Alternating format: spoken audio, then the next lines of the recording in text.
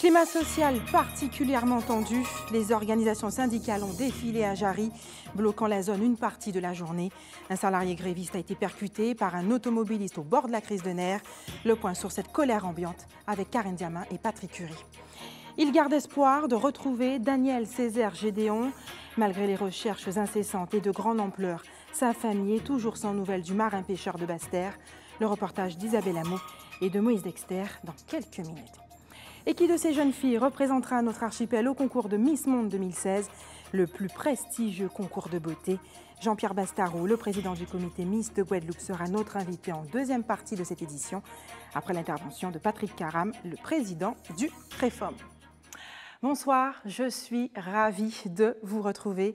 Ils étaient un peu plus d'une centaine mobilisés aujourd'hui au cœur de Jarry à Bemao. Les organisations syndicales de Guadeloupe ont défilé dans l'artère principale de la zone, perturbant fortement la circulation. Karen Diamin et Patrick Curie étaient dans le cortège. Dans le collectivité, nous combat là, nous petit combat là, nous pouvons sortir. Et s'il s'agit aussi que nous mettre les moyens en place justement pour sauver les avantages que nous nous savons très bien qui j'en pour faire. Merci et courage, camarades. Solidarité. Il l'avait annoncé, plusieurs syndicats ont mutualisé leurs moyens ce matin pour dénoncer un contexte social des plus inquiétants que connaissent bon nombre de salariés, dont ceux du Crédit Agricole. Nous savons très bien le problème, c'est concernant les avantages acquis, dont les 40% qu'il n'y a pas parlé. Et donc, nous concernons direct dans les collectivités et les autres fonctions publiques. Et donc, il n'était pas question qu'elle nous pas présent. Et donc, nous entrons en combat là, effectivement. Donc, continuer à gommer les camarades. Il ne faut pas que justement que les travailleurs perdent les acquis. Nous savons aussi, depuis l'année passée, il y avait la loi Macron, la loi Rebsamen et El Khomri. Nous savons, nous sommes arrivés là. Et donc, comme nous avons fait ajustement les lois qui sont votés ou qui sont votés, et donc c'est normal que les travailleurs réagissent tout partout, et pas que Guadeloupe. Donc, quoi voir en France, quoi en Martinique, tout partout. Et donc, c'est pas qu'à surprendre nous, ça qu'a fait ce job-là. Nous déjà avertis de travailler, nous sommes obligés de gommer. Et je dois voir tout secteur touché. Ce n'est pas quel GTG ou CGTG, c'est tout le monde qui touche, tout secteur privé comme public. Ils étaient donc plus d'une centaine à défiler dans les rues de Jarry, chacun allant de sa motivation. Moi, quand je travaille au centre hospitalier à Basse-Terre, nous sommes en ce moment aussi en service, ça a fait dès l'année de suite qu'il a fermé parce que faute de médecins pour exercer là-dedans. Donc nous avons une réelle inquiétude qui concerne les services là. Donc c'est vrai que nous ne pouvons pas parler de ça pour l'instant là sans l'eau, il y aura parlé des groupements hospitaliers de territoire. Mais pour l'instant, nous, l'inquiétude en nous, c'est quand on a dit c'est réalité de terrain. Hein. Les GHT, ça n'est que des mots. Et que réalité en nous, nous avons vivre autrement. Nous avons une réelle inquiétude concernant le service là, service gynéco.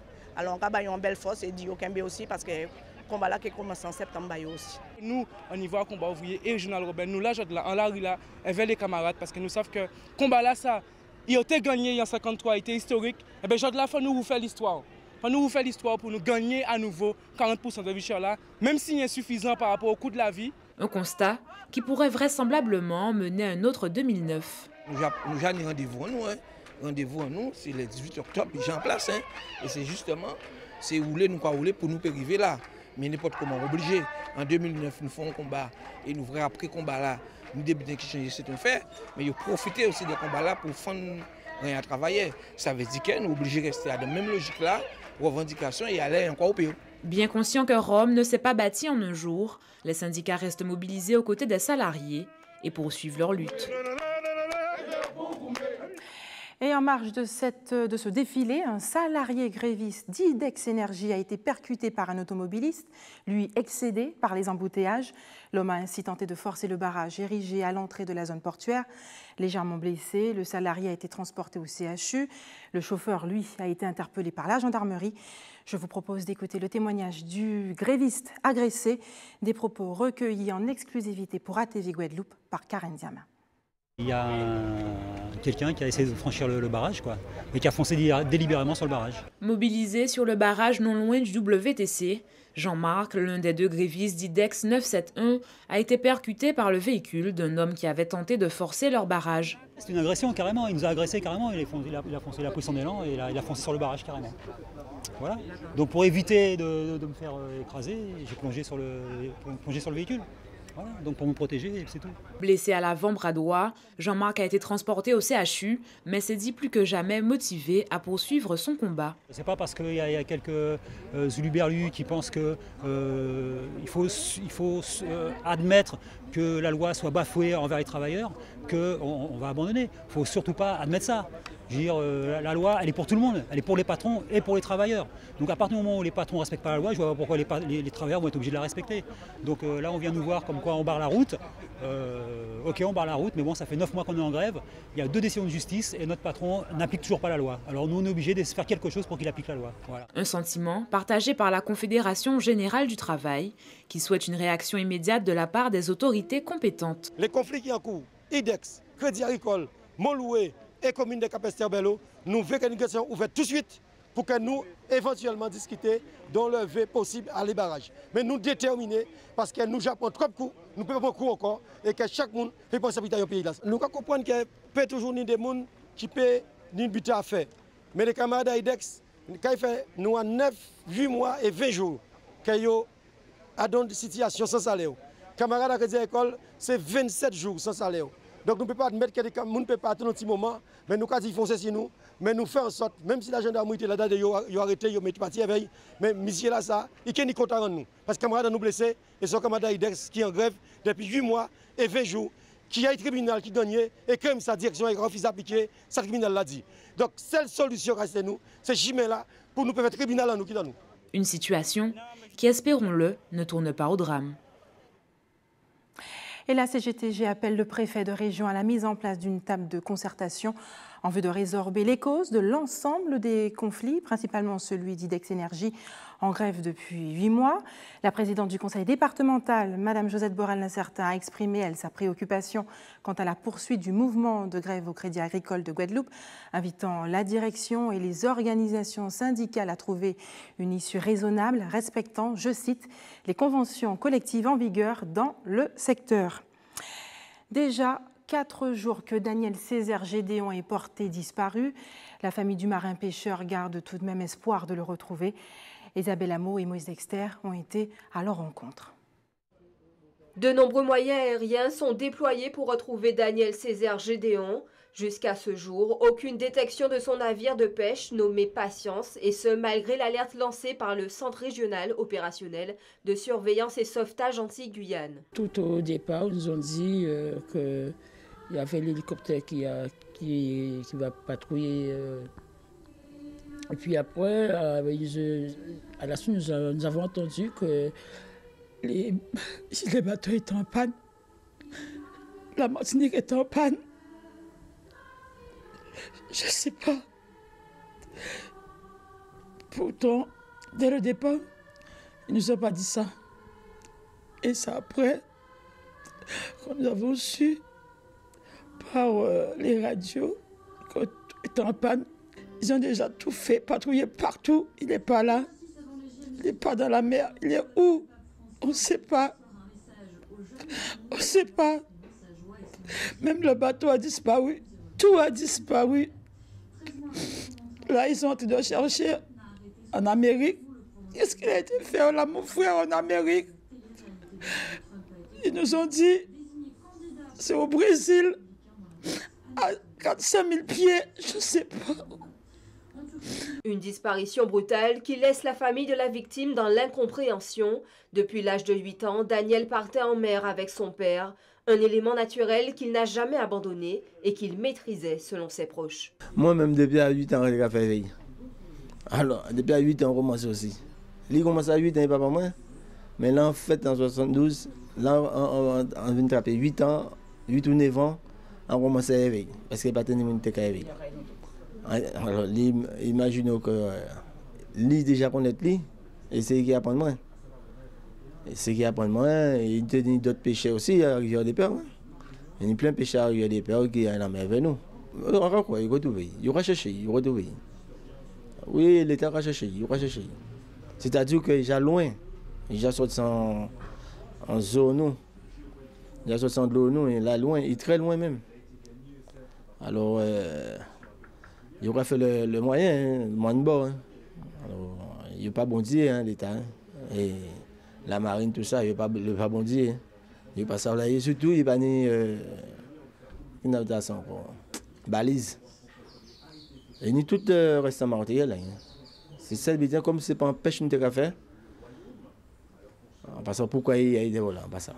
Jusqu'à maintenant, Rachecha savent pourquoi il est là, mais pas ça pourquoi il est là. Si le navire de pêche Patience n'a pas été localisé, la famille Césaire-Gédéon garde encore espoir de retrouver un des leurs. Et à l'instar du Conseil représentatif des institutions juives de France ou encore du Conseil français du culte musulman, les ultramarins ont également un collectif qui entend défendre leurs intérêts. Patrick Karam, bonsoir. Bonsoir. Merci d'avoir accepté notre invitation. Vous êtes le président du CREFOM. Tout d'abord, 2 ans à peu près après sa création, où en est le Conseil représentatif des Français d'outre-mer? On a énormément avancé.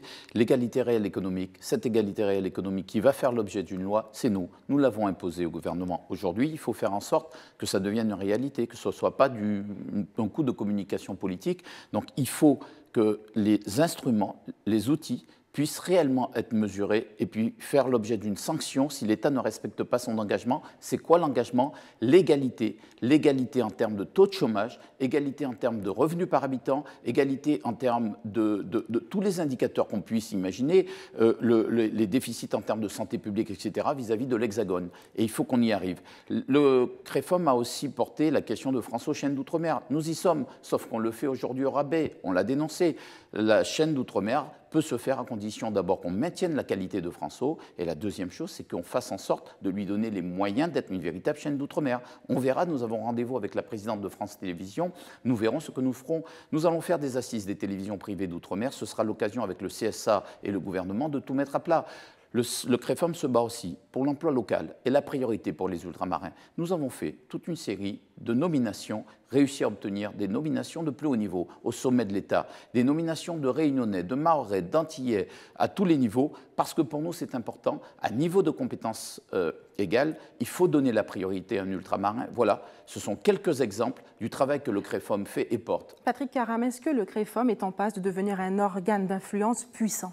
C'est un organe d'influence puissant. À partir du moment où vous avez le premier dîner, le président de la République qui vient, le deuxième dîner, Nicolas Sarkozy et Manuel Valls, le Premier ministre, qui tous les deux viennent et qui vous répondent sur chacune de vos revendications. Et avec qui des vous actions concrètes? Avec des choses très concrètes. Regardez par exemple la question de l'égalité réelle qui va faire l'objet d'une loi. La question, c'est ensuite qu'on dénature pas ça, que les socialistes évitent d'essayer de récupérer ça pour qu'après la droite abandonne. Parce que c'est ça l'enjeu, c'est qu'on se sert des combats que le CREFOM porte pour en faire un outil de communication interne électorale et qu'on l'oublie après les élections. Voilà pourquoi il faut un outil permanent. Le CREFOM compte aujourd'hui 800 associations, des centaines d'élus d'outre-mer et de l'Hexagone, y compris des métropolitains d'ailleurs, des élus de métropole sont membres du CREFOM, comme la présidente du Conseil régional d'Île-de-France, et aussi des personnalités de tous les Outre-mer. C'est le premier outil qui réunit l'ensemble des Outre-mer et l'Hexagone. Vous êtes justement de passage en Guadeloupe parce qu'une délégation du CREFOM existe ici, est installée. Quels sont les chantiers à venir pour notre département? Eh bien, il faut le poser à Harry Méfond. Chaque territoire a ses propres objectifs, ses propres orientations qu'il se donne et qu'il doit mettre en œuvre. C'est au CREFOM Guadeloupe de répondre à cette question. Patrick Karam, vous l'avez vu, la Guadeloupe est quelque peu secouée par quelques crises sociales. Je parle notamment de la grève liée au Crédit Agricole qui concerne la suppression possible de la prime de vie chère. Quelle est votre position sur ce dossier? Je ne vais pas me prononcer sur une question qui regarde une entreprise privée. Par contre, s'agissant de l'État, s'agissant de la fonction publique d'État, territoriale ou bien hospitalière, moi, ma position est très simple. Il n'est pas question d'accepter qu'on revienne sur ces 40% pour les Antilles, ces 53% pour la Réunion. Il n'est pas question qu'on revienne sur cette rémunération. Pourquoi? Parce qu'on sait très bien que l'État, quand l'État reprend, l'État ne reverse jamais, ne remet jamais au pot. Tant qu'il n'y a pas d'égalité réelle économique, tant que les Outre-mer ne sont pas au même niveau du point de vue de la richesse par habitant. Aujourd'hui, nous sommes à moins de 56% de la moyenne nationale. Ça n'est pas acceptable. Tant que nous ne serons pas au même niveau que l'Hexagone, il n'est pas question de revenir sur des acquis. Ces acquis-là doivent être un socle. Après, dès lors que nous serons sur cette égalité réelle, on pourra discuter, ouvrir une discussion. Et nous avons d'ailleurs interrogé les principaux intéressés sur cette question. Est-ce que la vie est beaucoup plus chère en Guadeloupe ou pas? On écoute les Guadeloupéens, interrogés par Isabelle Hameau et Moïse Dexter. Est-ce que le village cher? Non, ça dépend, ouais. Ça va dépendre. Si c'est cher, vous ne faisiez pas les magasins, alors vous. Tout est cher, tout a augmenté. On peut dire tout ce qu'on veut, la vie est chère. Ah, non, pas tellement, pas pour tout. Tout est cher, tous les produits sont chers. La vie est très chère en Guadeloupe. Ah oui, la vie est chère. La vie est chère. Et puis, il n'y a pas d'argent. On n'arrive pas à joindre les deux bouts, hein. Faut pas croire, hein. Ça veut dire c'est énorme par rapport au salaire et tout ça, c'est très cher. C'est cher même, hein. La vie est très chère. Facilement 50% plus cher, minimum. Sur tout ce qui est produits alimentaires, la vie est chère. Je pense qu'à Pointe-à-Pitre, c'est vraiment plus cher qu'à Bastia. Tout ce qu'on achète, c'est cher ici. Mais je pense que c'est partout, c'est pas que de la Guadeloupe, dans la Guadeloupe. Mais même les logements sont chers. Même à 800, 900 €, c'est cher. Et si une personne moins de 2500 €, il est dans la merde. C'est le salaire minimum que quelqu'un doit avoir. Les aliments, bon, ça dépend. Moi, je viens d'acheter 1 kilo de bananes jaunes à 1 €. Donc, ça va. L'alimentation, tout ce qui est produits de première nécessité, c'est vraiment très très cher. Là, j'ai mes enfants, les 2 aînés qui sont étudiants, à chaque fois qu'ils rentrent en vacances, ils hallucinent, quoi. Et si vous quoi dépenser plus que ça, vous quoi faire? C'est bita mon ou quoi y manier? Tout, que ce soit vêtements, nourriture, quel que soit. C'est tout est cher. On est peut-être moins cher qu'à Paris, on est certainement beaucoup plus cher qu'en province. Si tu vis dans Paris, tu as un 9 mètres carrés pour 600, 700 €. Ça dépend des arrondissements. Donc, tu vois, par rapport à ici, bon, ici, si tu as une maison un petit peu plus grande pour 600, 700 €, je pense. Hein. Donc, tu vois, la vie, je trouve ça entre deux, ça dépend. Patrick Caram, certaines voix s'élèvent pour la suppression de la prime de vie chère. Je pense à Nicolas Sarkozy, vous avez travaillé sous sa présidence, également le président du MEDEF, Pierre Gattaz. Est-ce que cela vous inquiète? Alors, il faut être très clair, je n'accepterai pas, moi personnellement, je suis Sarkozy, je suis engagé auprès de Nicolas Sarkozy, qu'on parle de revenir sur ces surrémunérations, je vous l'ai dit. Tant que l'État n'aura pas fait ce qu'il faut pour qu'on arrive à la même égalité, c'est-à-dire, ce n'est pas simplement la question de la vie chère, on l'a résumé sur la question de la vie chère, ce n'est pas simplement la question de la vie chère, c'est la question de la qualité des infrastructures, c'est la question par exemple, en termes de taux de mortalité infantile, nous avons entre 32 ans et 45 ans de mortalité infantile de plus par rapport à la moyenne hexagonale suivant les territoires d'outre-mer. C'est par rapport au taux de chômage, 3-4 fois plus important. C'est le taux de chômage des jeunes, c'est la question des infrastructures, c'est la question du sport. Regardez, même dans le sport, notre niveau d'équipement, notre taux d'équipement est inférieur de 60% à la moyenne nationale. Ce que je veux dire, c'est que nous avons accumulé des retards partout. Tant que ces retards ne seront pas résorbés, je ne veux pas entendre parler de revenir sur ces primes de vie chère pour l'État, pour les collectivités et pour le secteur hospitalier. Patrick Caram, maintenant une question qui concerne l'ensemble du territoire national, celle du terrorisme. On vous est très impliqué pour la protection des minorités religieuses, notamment les chrétiens d'Orient. Vous êtes le président de la coordination des chrétiens d'Orient en danger. Quel est votre avis sur cette menace? Est-ce que finalement l'Europe a adopté, selon vous, la bonne stratégie pour en finir avec Daesh? Alors il faut être très clair. Ce qui se passe était tout à fait prévisible. En 2013, quand j'ai créé, bien avant de créer le CREFOM, j'ai créé la coordination des chrétiens d'Orient en danger. Aujourd'hui, nous avons 180 parlementaires membres. Nous avons toutes les grosses ONG membres de la CREDO. Et nous revenons d'Irak, de Syrie et du Liban.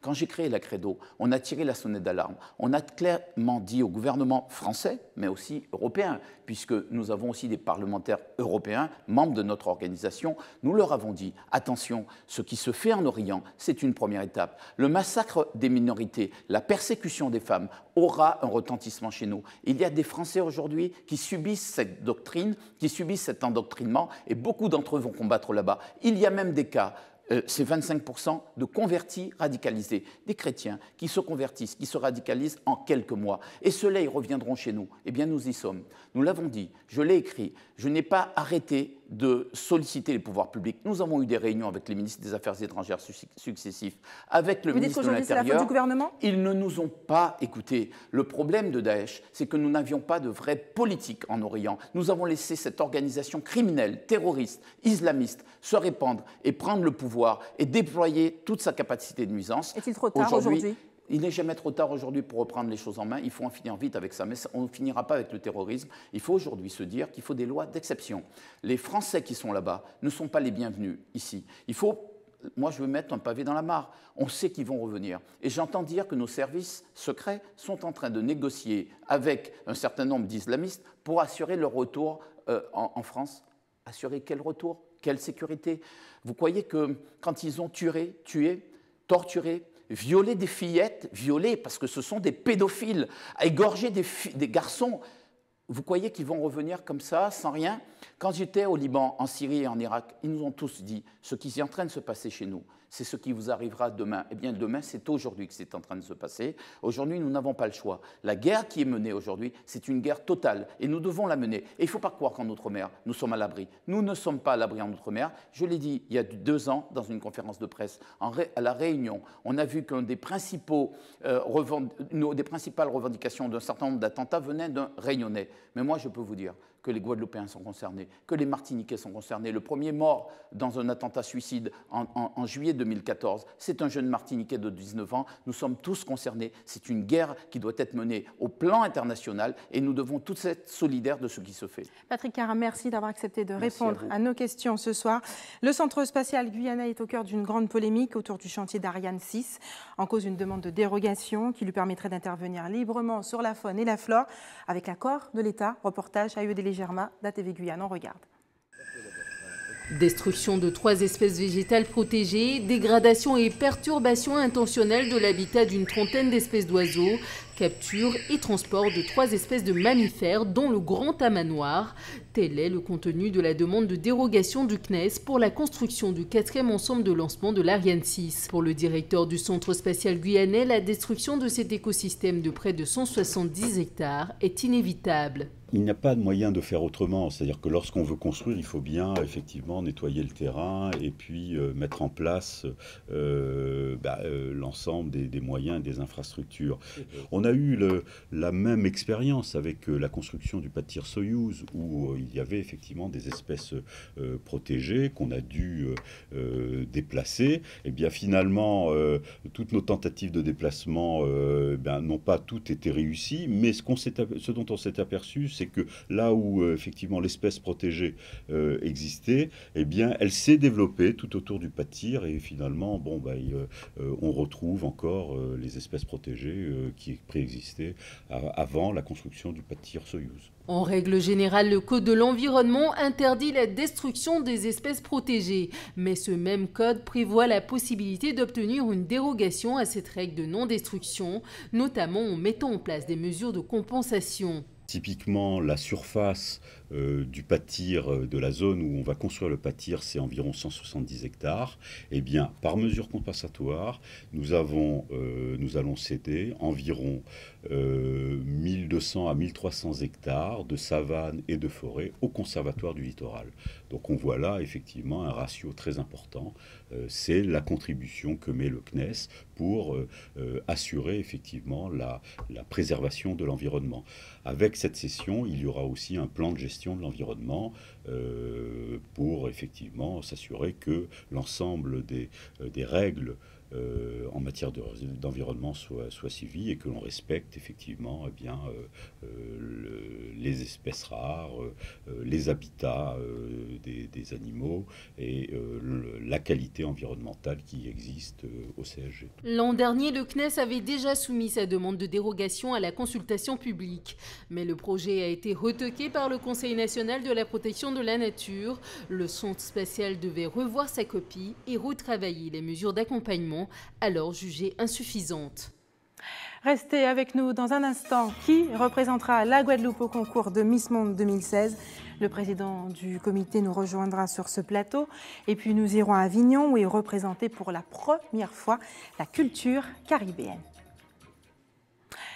Attention, sur les plages, la physalie est dans nos eaux. Cet organisme qui ressemble à une méduse colorée est un réel danger pour l'homme. Elle peut même provoquer la mort. Je vous propose de revoir le reportage de Bénédicte Jourdier sur ce sujet.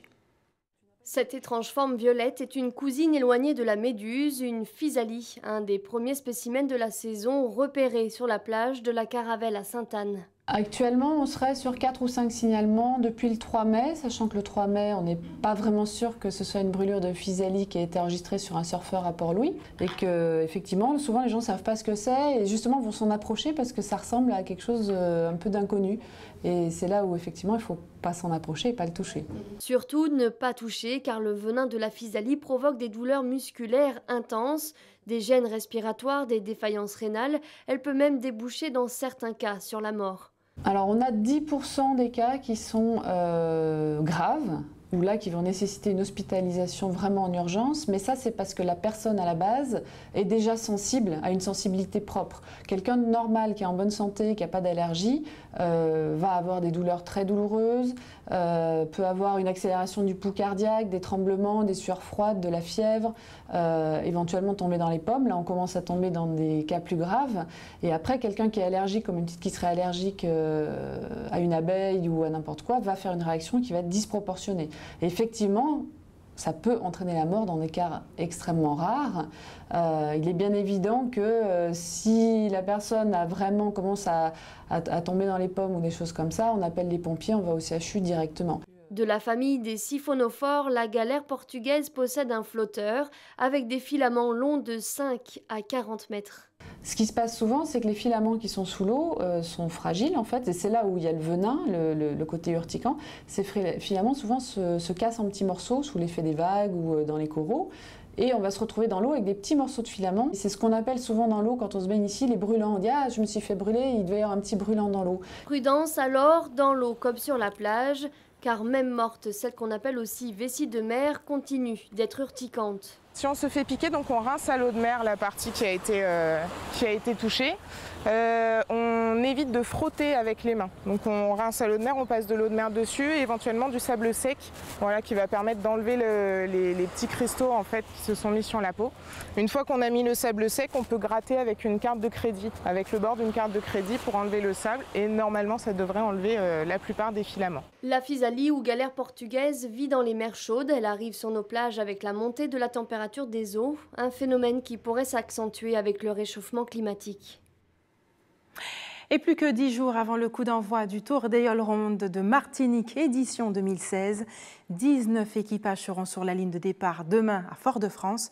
L'heure est au règlement des derniers détails, marquage de la yole, peinture de la coque. Louis Sabas a suivi les préparatifs d'une des équipes. On regarde. De découpe, tu sais, tu découpes sans couper le papier, quoi. C'est une phase délicate. Les logos des partenaires de la yole tremplin sont appliqués sur la voile. Un travail qui demande beaucoup de précision. Les adhésifs doivent résister durant toute la période du Tour des Yoles. C'est un type de matériau qui résiste aussi bien aux intempéries. L'adhésif en lui-même, c'est un adhésif qui est fait pour.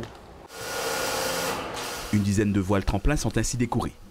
Les autocollants sont réalisés grâce à une imprimante numérique avant d'être protégés par un film transparent.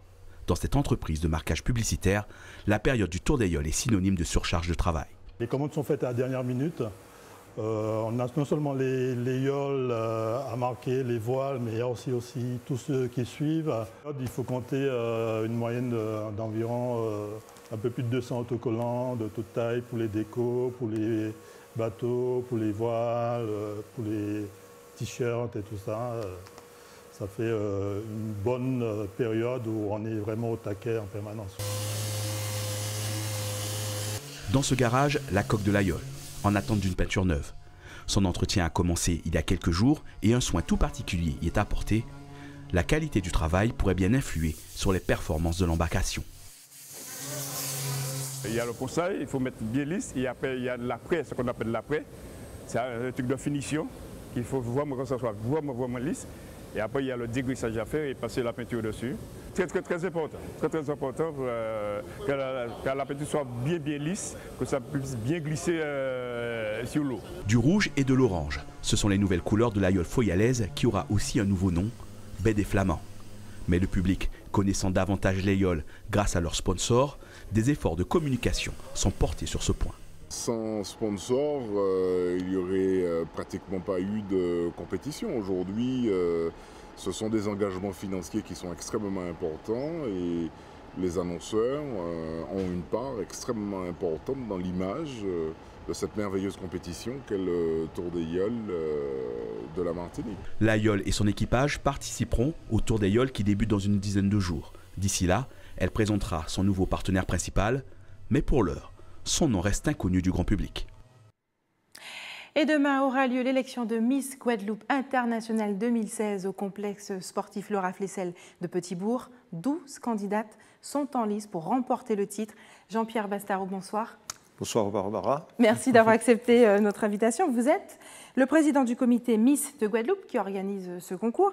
Tout d'abord, il est important de bien identifier votre comité qui n'a rien à voir avec l'élection Miss Guadeloupe pour Miss France. Expliquez-nous. Voilà.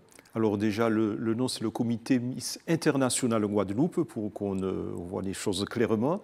C'est un comité dont la fonction est d'envoyer à Miss Monde une candidate de la Guadeloupe. Donc nous avons réuni une trentaine de candidates, nous les avons sélectionnées, nous avons fait une demi-finale pour conserver les 12 dernières. Et sur ces 12 dernières, demain, nous allons procéder à l'élection de celle qui sera appelée la Miss Internationale Guadeloupe 2016. Et on regarde tout de suite justement ces 12 finalistes qui sont en pleine préparation au stade. Voilà. Enfin, au complexe.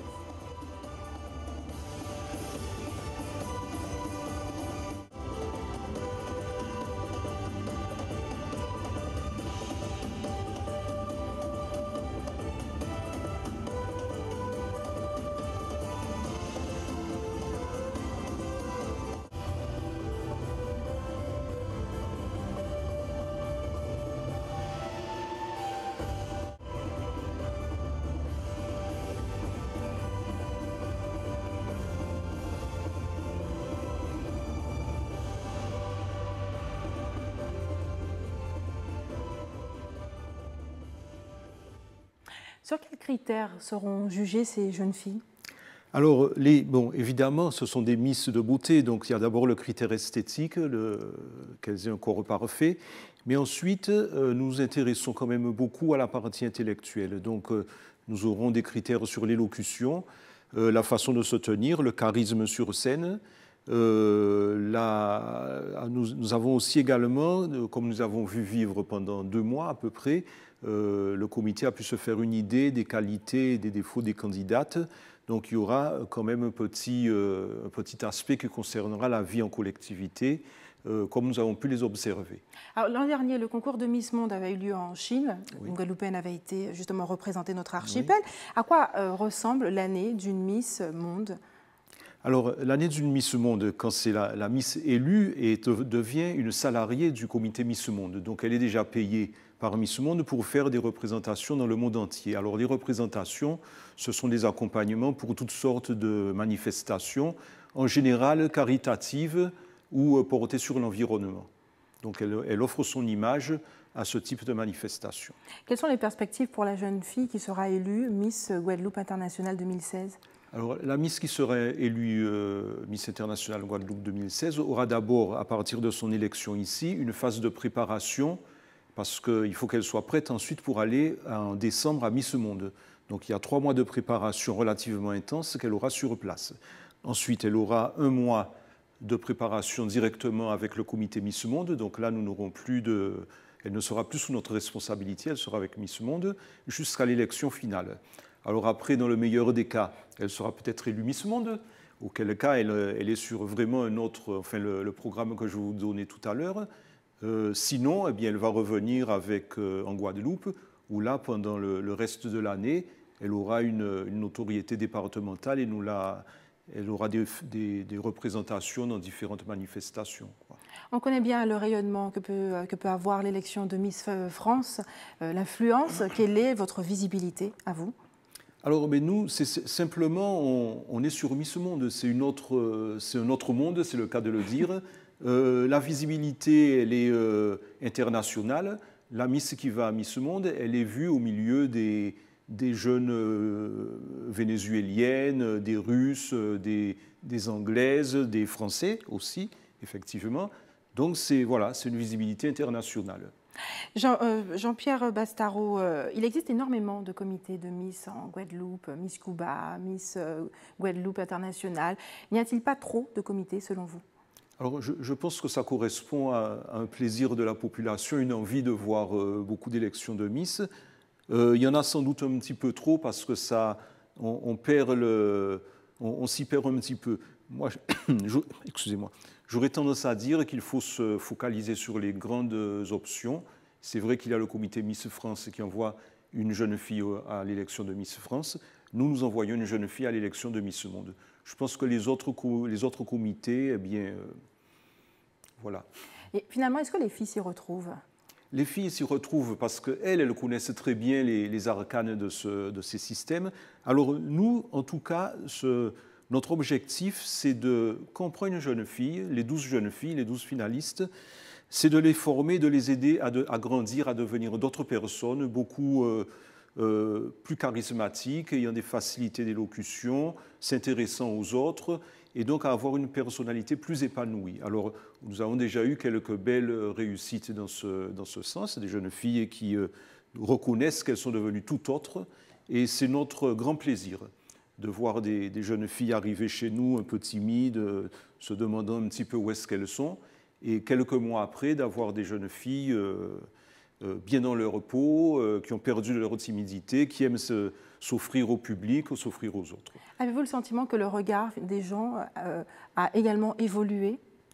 Alors, il évolue, mais lentement. C'est vrai que le fait qu'il y ait beaucoup de comités de Miss avec des critères qui sont plus ou moins bien définis entraîne une certaine déperdition d'énergie. Mais je pense que le travail qui a été fait, puisque notre comité existe en tant que tel, en tant que personne depuis 5 ans, a beaucoup travaillé sur Miss Guadeloupe pour Miss France, entre autres, et que depuis les efforts qui ont été faits pour donner de la visibilité aux élections de Miss, leur donner du sérieux, ce sont des efforts qui ont porté leurs fruits.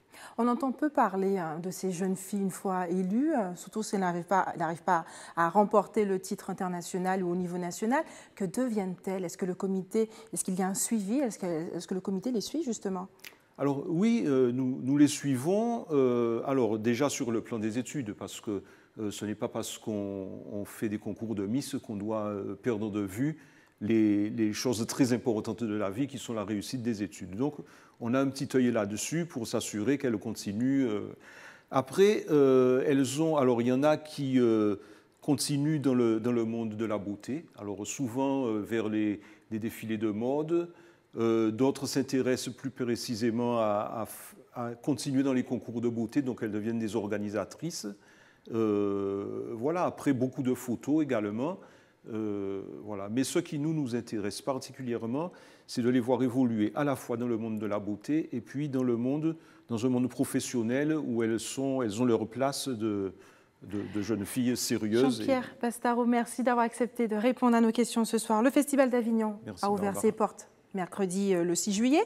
Il est le rendez-vous incontournable des amoureux du théâtre et pour la première fois, nos régions sont représentées par le Biais de la Martinique, Tropique Atrium Scène Nationale, hier, et avec 4 représentations. Une pièce créée en fin d'année dernière, elle reprend les écrits de la femme d'Aimé Césaire. On regarde le reportage de nos confrères d'ATV Paris.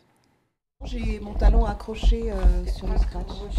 Dernière mise en place pour Nicole Doguet, la Martiniquaise s'apprête à jouer pour le 14e jour de suite la même pièce au Festival d'Avignon. Comme les spectacles sont de moins en moins longs, l'exploitation, donc là on a la possibilité de le jouer au moins plus d'une vingtaine de fois, 24, 25 fois, ce qui est bien, parce qu'on a le temps d'explorer complètement le travail, quoi, enfin, d'aller plus loin, toujours plus loin. Pendant que les actrices se préparent, Théo achète son billet. Ce féru d'art dramatique guyano-martiniquais, installé en Asie, est un habitué du festival. Si je viens dans ce théâtre voir Césaire, c'est que je fais régulièrement 2 pièces au moins des spectacles antillais. Une fois installé, Théo peut se laisser transporter dans l'univers césarien proposé par la scène et les 3 âmes de la Caraïbe. Il y a mon île, la Martinique, et son frais collier de nuages soufflé par la pelée. Il y a les plus hauts plateaux d'Haïti, où un cheval meurt, foudroyé par l'orage séculairement meurtrier de Hinche. Nos petits observatoires tropicaux se mettent à crépiter la nouvelle. Pendant 1 heure, la mise en scène épurée et l'engagement du discours de Suzanne Césaire sur l'émancipation entraînent le spectateur à 8000 km du Vaucluse. À la sortie, le public est conquis. J'ai beaucoup aimé, les comédiennes sont vraiment très bonnes, il y a de la belle musique, les textes sont très forts. Je ne suis pas déçue, je l'ai coché, je ne me suis pas trompée. Elles ont été très bien. Des critiques qui ravissent évidemment la comédienne martiniquaise. C'est bien que la Martinique soit présente à ce festival parce que c'est le rayonnement, quoi. C'est ce dont Suzanne parle aussi, c'est ouvrons les choses et profitons de tous les savoirs pour pouvoir grandir encore, quoi. C'est ça qui est important. Pour autant, sa camarade de scène guadeloupéenne déplore l'intérêt encore trop confidentiel du public avignonnais. Les dom-toms sont, comme on dit, non pas français à part entière, mais entièrement à part. Donc voilà. Ça, vous le ressentez toujours? Ah oui, je le ressens, oui. Je le ressens. Le bilan devra être tiré après le 30 juillet et la fin du festival. Pour Tropicatrium, cette présence au Festival d'Avignon est une première. Et c'est l'heure des informations pratiques maintenant. Si vous voulez donner votre sang, la collecte mobile sera demain face à la mairie du Moule de 8h à 12h30. Et c'est la fin de notre édition locale et régionale. On se retrouve dans un court instant pour le rappel des titres.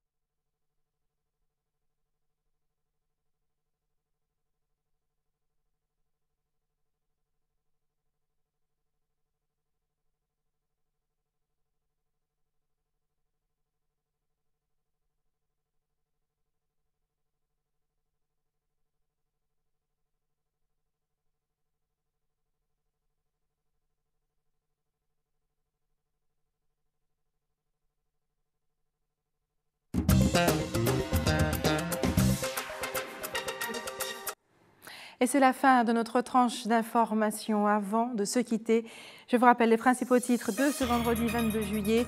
Climat social particulièrement tendu aujourd'hui.